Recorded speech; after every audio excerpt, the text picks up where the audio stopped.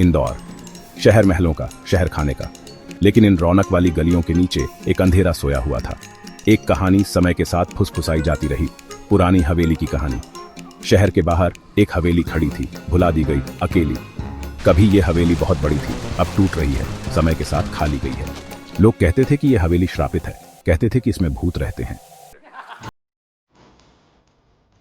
राहुल और प्रिया इन कहानियों पर हंसते थे। वे अक्सर एक दूसरे को डरावनी कहानियां सुनाते थे और फिर उन पर हंसते थे। उनके लिए ये सब बस एक मजाक था, एक खेल था। वो जवान थे, एडवेंचरस थे। उन्हें नई जगहों की खोज करना और रहस्यमयी कहानियों के पीछे के सच को जानना पसंद था। एक दिन उन्होंने सुना कि पास के गांव में एक पुरानी हवेली है, जिसके बारे में कहा जाता है कि वहां अजीब घटनाएं होती हैं। उन्होंने हवेली देखने का फैसला किया, खुद देखने का कि क्या है। हवेली के बारे में कई कहानियां थीं। कुछ कहते थे कि वहां भूत रहते हैं, तो कुछ कहते थे कि वहां से अजीब आवाजें आती हैं। जैसे ही वो अंदर गए, हवा ठंडी हो गई। हवेली के अंदर का माहौल बहुत ही डरावना था। दीवारों पर पुरानी पेंटिंग्स थीं और फर्श पर धूल की मोटी परत जमी थी। हर चीज पर धूल जमी थी। ऐसा लग रहा था जैसे सालों से यहां कोई नहीं आया हो। फर्नीचर पर धूल की मोटी परत थी और खिड़कियों से धूप की किरणें अंदर आ रही थी, जिससे धूल के कण चमक रहे थे। एक अजीब सी खामोशी छाई हुई थी, सिर्फ घर की आवाजें आ रही थी। कभी कभी लकड़ी के फर्श की चरमराहट सुनाई देती थी, जो इस खामोशी को और भी डरावना बना देती थी। क्या तुमने वो सुना? प्रिया ने फुसफुसाते हुए कहा। उसकी आंखें बड़ी हो गईं। राहुल ने सुना। उसे भी कुछ अजीब सा महसूस हुआ। हवेली की दीवारों से जैसे कोई फुसफुसा रहा हो, एक धीमी सी फुसफुसाहट, जैसे सूखे पत्तों से हवा गुजर रही हो। हवेली के अंदर की हवा में एक अजीब सी ठंडक थी, जो उनकी हड्डियों तक को कंपा रही थी। या फिर आवाजें दीवारों में बड़बड़ा रही हों। राहुल और प्रिया ने एक दूसरे की ओर देखा। उनके चेहरों पर डर साफ झलक रहा था। क्या ये सब सच था या उनकी कल्पना? हवेली की दीवारें जैसे उनके सवालों का जवाब दे रही थीं, अपनी फुसफुसाहटों में। उन्होंने हवेली देखी। एक एक कमरा, हर कमरा खाली, गूंज रहा था। हवेली की दीवारें पुरानी और जर्जर थीं, जैसे सदियों से किसी ने यहां कदम नहीं रखा हो। हर कोने में धूल की मोटी परत जमी हुई थी और फर्श पर टूटे हुए फर्नीचर के टुकड़े बिखरे पड़े थे। हवेली की खिड़कियां टूटी हुई थीं और उनमें से ठंडी हवा अंदर आ रही थी, जिससे एक अजीब सी सिहरन हो रही थी। लेकिन किसी के देखने का एहसास और बढ़ गया। प्रिया को ऐसा लग रहा था जैसे कोई छुपकर उसे देख रहा हो। हर कदम पर उसे ऐसा महसूस हो रहा था कि कोई उसकी हर हरकत पर नजर रख रहा है। हवेली की खामोशी में भी उसे किसी की धीमी धीमी सांसों की आवाज सुनाई दे रही थी। कुछ तो था यहाँ, अनदेखा, अनसुना। हवेली की हर दीवार, हर कोना एक अनजानी कहानी बयां कर रहा था। प्रिया और राहुल दोनों को ही इस बात का एहसास हो रहा था कि वे यहाँ अकेले नहीं हैं। हवेली की हवा में एक अजीब सी ठंडक थी, जो उनके रोंगटे खड़े कर रही थी। एक धूल भरे शीशे में प्रिया ने उसे देखा। एक झलक, एक परछाई। वह परछाई इतनी धुंधली थी कि प्रिया को यकीन नहीं हो रहा था कि उसने सच में कुछ देखा है या यह उसकी कल्पना मात्र है। लेकिन उस पल ने उसके दिल की धड़कनें तेज कर दी। जब उसने मुड़ा तो वो गायब हो गई। प्रिया ने जल्दी से राहुल को बुलाया, लेकिन जब तक राहुल वहां पहुंचा, वह परछाई गायब हो चुकी थी। प्रिया ने राहुल को बताया कि उसने क्या देखा, लेकिन राहुल को यकीन नहीं हो रहा था। उसने सोचा कि शायद यह प्रिया का वहम है। राहुल, उसने फुसफुसाया। डर से उसका गला रुंध गया। मैंने कुछ देखा। उसकी आवाज में डर साफ झलक रहा था। प्रिया की आंखों में डर और चिंता थी। उसने राहुल का हाथ पकड़ा और उसे उस शीशे की ओर ले गई जहां उसने वह परछाई देखी थी। राहुल ने उसके डर को दूर किया। उसने प्रिया को गले लगाया और उसे शांत करने की कोशिश की। शायद यह तुम्हारा वहम है, उसने कहा। यह पुरानी हवेली है और यहाँ की खामोशी और अंधेरा हमें डराने की कोशिश कर रहे हैं। बस हवा होगी, उसने कहा, बहादुर बनने की कोशिश करते हुए। लेकिन उसके दिल में भी एक अजीब सा डर था।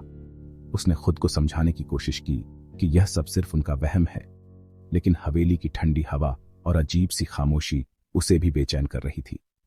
लेकिन उसकी आवाज कांप रही थी। राहुल ने प्रिया को दिलासा देने की कोशिश की, लेकिन उसके अपने शब्दों में भी आत्मविश्वास की कमी थी। उसे भी ऐसा लग रहा था कि हवेली में कुछ तो है, कुछ अनजाना और डरावना। उसने भी महसूस किया वो मौजूदगी, ठंडी और देखने वाली। हवेली की हवा में एक अजीब सी ठंडक थी, जो उनके रोंगटे खड़े कर रही थी। दोनों ने एक दूसरे की ओर देखा। और उन्हें यकीन हो गया कि वे यहाँ अकेले नहीं हैं। हवेली में कोई और भी है, एक अनदेखा मेहमान। प्रिया कांप रही थी। उसने अपनी त्वचा पर एक ठंडा सा स्पर्श महसूस किया जहां पर छाई गुजरी थी। जब उसने अपने गले को छुआ तो उसका चांदी का हार, उसकी दादी का दिया हुआ तोहफा गायब था। गायब। डर दहशत में बदल गया। ये कोई मामूली जगह नहीं थी, कुछ गड़बड़ थी, बहुत गड़बड़। हमें यहां से जाना होगा, प्रिया ने कहा। उसकी आवाज कांप रही थी। अभी। पांचवां भाग धूल में कदमों के निशान। वो जाने के लिए मुड़े, लेकिन जिस रास्ते से वो आए थे वो गायब था। जहां दरवाजा था वहां एक दीवार खड़ी थी। दहशत बढ़ गई, उनका दम घुटने लगा। वो फंस गए थे। फिर उन्होंने उसे फिर से सुना, कदमों की आवाज, धीमे, सोच समझकर, पास आते हुए। वो अकेले नहीं थे, कोई या कुछ उनके साथ हवेली में था। पूरी कोशिश करके उन्होंने बाहर निकलने का रास्ता ढूंढा, कोई भी रास्ता। एक धूल भरे पर्दे के पीछे उन्होंने उसे पाया, एक छिपा हुआ दरवाजा जो एक गुप्त रास्ते की ओर जाता था। रास्ता संकरा था, अंधेरा था और गीली मिट्टी की गंध आ रही थी, लेकिन ये बाहर निकलने का रास्ता था। उन्हें कोशिश करनी थी। वो दरवाजे से फिसल गए, अंधेरा उन्हें निगल गया। रास्ता घूमता और मुड़ता गया, पत्थर और परछाई की एक भूल भुलैया। कदमों की आवाज पीछा करती रही, संकरे रास्ते में गूंजती रही। उनका शिकार किया जा रहा था। रास्ता एक छोटे गोल कमरे में खुला और कमरे के बीच में एक आकृति खड़ी थी, परछाई में ढकी हुई। हवा में अनदेखी ऊर्जा कड़क रही थी।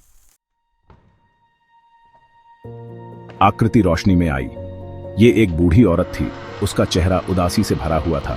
उसकी आंखें गहरे दुहक से भरी हुई थीं। उसके गले में, प्रिया ने उसे देखा, धुंधली रोशनी में चमक रहा था उसका चांदी का हार। ये, औरत ने कहा। उसकी आवाज धीमी फुसफुसाहट थी। मेरी पोती का था, वो मुझसे छीन ली गई, इस घर में खो गई, उसकी आत्मा हमेशा के लिए फंस गई। बूढ़ी औरत ने अपने पीछे एक दरवाजे की ओर इशारा किया। उसकी आंखों में एक अजीब सी चमक थी, जैसे वह कुछ छुपा रही हो। दरवाजा पुराना और भारी था, उस पर समय की परतें जमी हुई थी। जाओ, उसने फुसफुसाया। उसकी आवाज धीमी हो गई। उसकी आवाज में एक रहस्यमयी गूंज थी, जैसे वह कोई गहरा राज बता रही हो। इस जगह को छोड़ दो और कभी वापस मत आना। उसकी चेतावनी में एक गंभीरता थी जो किसी अनहोनी की ओर इशारा कर रही थी। राहुल और प्रिया नहीं हिचकिचाए। उनके चेहरों पर दृढ़ संकल्प था, जैसे वे किसी बड़े निर्णय पर पहुंच चुके हों। वो रास्ते से वापस भागे, वापस रात में। उनके कदम तेज थे और दिलों में डर की एक लहर दौड़ रही थी। उन्होंने कभी नहीं बताया कि उन्होंने क्या देखा। उनके चेहरों पर एक गहरी चिंता थी, जैसे वे किसी भयानक दृश्य को याद कर रहे हों। लेकिन कभी कभी शांत घंटों में प्रिया लगभग उसे सुन सकती थी। एक लड़की की आवाज की धीमी फुसफुसाहट जो उसके कानों में गूंजती थी, अपने खोए हुए हार के लिए पुकारती हुई। उसकी आवाज में एक दर्द था जो दिल को चीर देने वाला था।